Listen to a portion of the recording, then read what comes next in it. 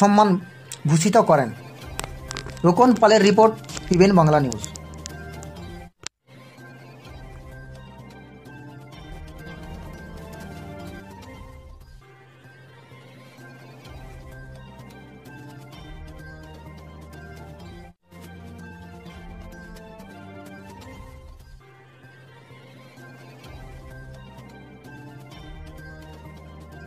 আমি doctor SM. Sharma.